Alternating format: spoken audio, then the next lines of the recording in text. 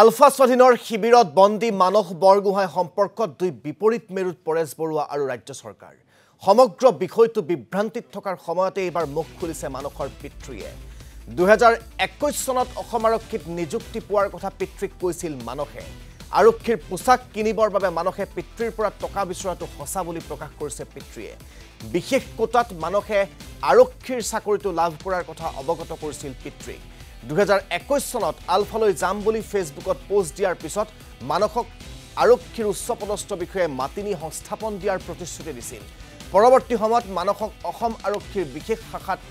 উপপৰিদৰ্শকৰ চাকৰিত মকৰল কৰিছিল বুলি অৱগত কৰিছে পিতৃয়ে মানসৰ পিতৃৰ এই ভাষ্যৰ পিছত বিষয়টো ক্ৰমাৎ আৰু ৰহস্যৰ আৱৰ্তলৈ লৈ গৈছে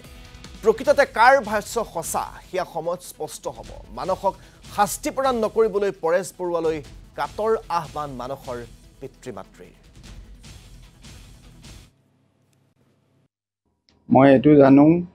তেওঁ প্ৰথম এইটোৱে আলফালে যাম বুলি এটা বিবৃতি দিছিলে তাৰ পিছতে ডিজিপি তাৰপিছত এনেকে জিপি সিং এনেকে ভাস্কৰজ্যোতি মহন্ত এনেকে সবে মিলি তেওঁ মাতিনি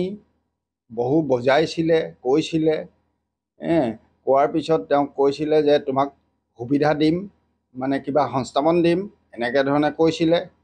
কোৱাৰ পিছতে তাৰ কিছুদিনৰ পিছতে তেওঁ এসআই ৰূপত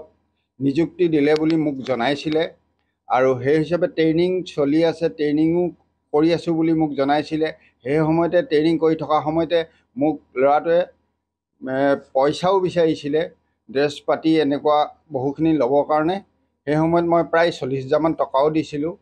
পইচাখিনি মই প্ৰথমবাৰ 25,000 টকা দিছিলোঁ প্ৰথম কওঁতে তাৰ পিছতে মই 5,000 7,000 2,000 1,000 এনেকেও দিছিলোঁ তেওঁ কৈছিলে মই সেই কথাটো সুধিছিলোঁ যে তুমি কেনেকৈ এইটো নিযুক্তি দিলে তোমাক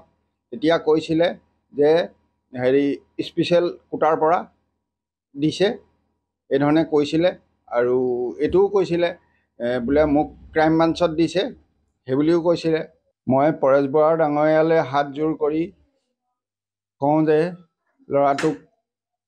কিবা জগৰ কৰিছে যদিও আপুনি তাক ক্ষমা কৰি দিব আৰু যাতে মৃত্যুদণ্ডলৈ ঠেলি নিদিব এয়াই বিনম্ৰ অনুৰোধ যাতে ল'ৰাটোক কোনো দোষী শাস্তি নিদি মৃত্যুদণ্ডলৈ ঠেলি নিদিব পৰেশ বৰুৱা ডাঙৰীয়া ল'ৰাটোক সুশৰীৰে ঘৰখনলৈ ঘূৰাই দিব এয়াই মোৰ পৰেশ বৰুৱা ডাঙৰীয়ালৈ বিনম্ৰ অনুৰোধ ল'ৰাটোৱে ভুল কৰিছে